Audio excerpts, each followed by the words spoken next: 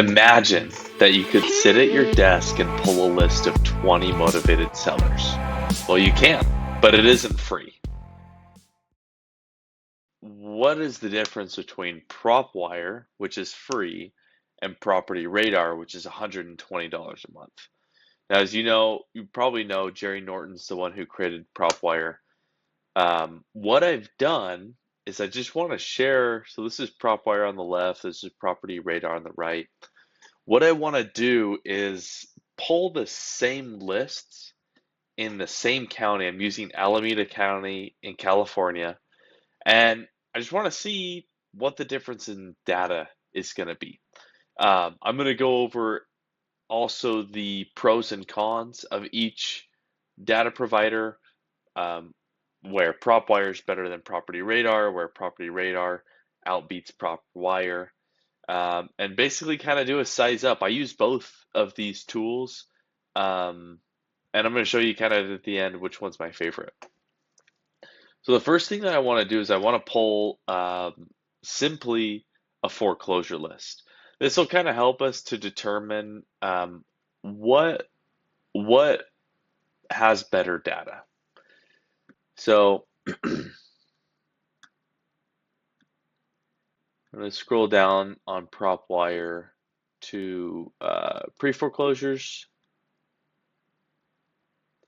That's kind of all they have is pre-foreclosures. They don't have the thing that I really like about Property Radars. If you go to Quick Lists, Investor, you've got all foreclosures, pre-foreclosure, foreclosure auctions, notice of default, notice of trustee sale, all sorts of different ones. But we're just going to do all foreclosures for this. So on PropWire, we have 424 results. On PropertyRadar, we have 583. So already PropertyRadar is pulling out more lists. Now, already PropertyRadar is pulling out more leads for our list. The question is that accurate data?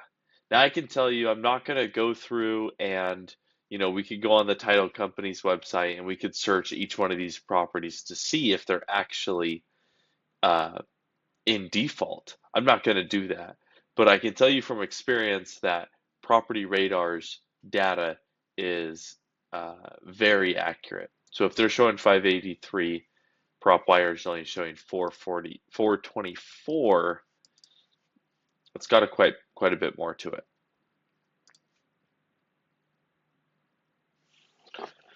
So on PropWire, they have this right here under lead type. They have a high equity, and it's people with a lot of equity in their homes over 60%. So yeah, let's see. Let's match it up, see what they got. So on PropertyRadar, so on PropWire, it's 210,000. Let's do value and equity. Estimated equity percentage, minimum 60%. Add criteria.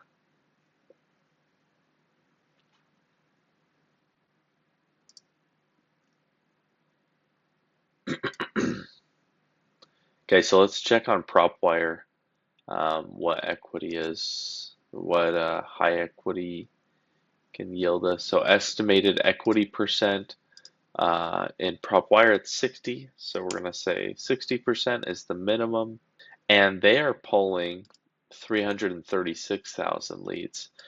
Now I don't know how PropWire versus PropertyRadar is valuing their properties. I don't know if they're going off Zillow or Redfin or what they're going off of, but 100,000, that's a huge difference.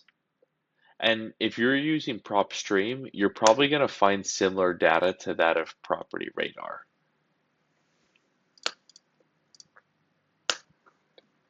Okay, now let's talk about some of the pros and cons of each.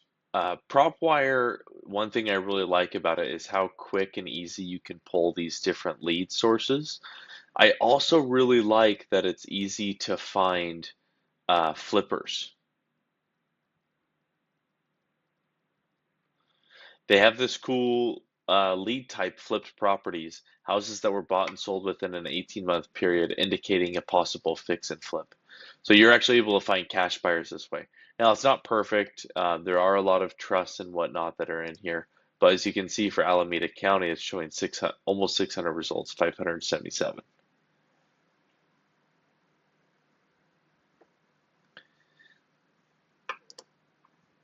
The thing I really don't like about PropWire is if I go in here to my property lists, so I have some different lists stacked up, but the problem is that it's not tracking new leads coming into these lists. And I'll show you here in a minute how Property Radar does that.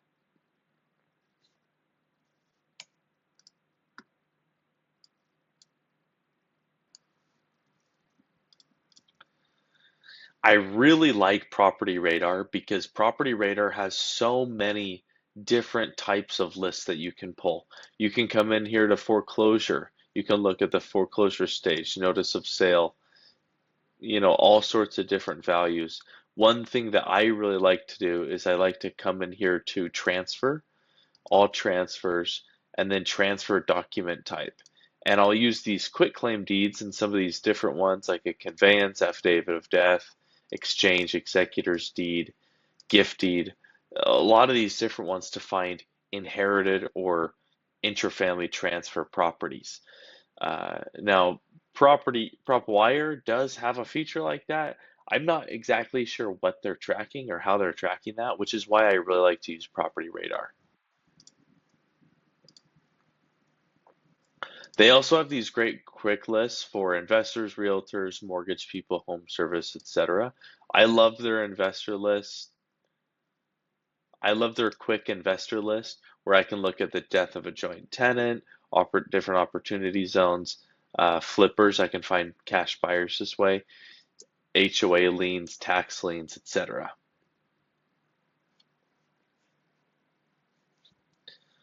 But the best part, in my opinion, of Property Radar is if you go to my lists. See, I pulled this list on 7/11 of 20, it was actually 24. It wasn't 23. The current year right now is 24. It's August 1st, 2024. So since then, I have had 197 new contacts. So I can actually go in here, I can click this, and I can download just those 197 new people. So Property Radar is actually monitoring the different lists for me and letting me know when somebody, for example, Santa Clara County notice of default.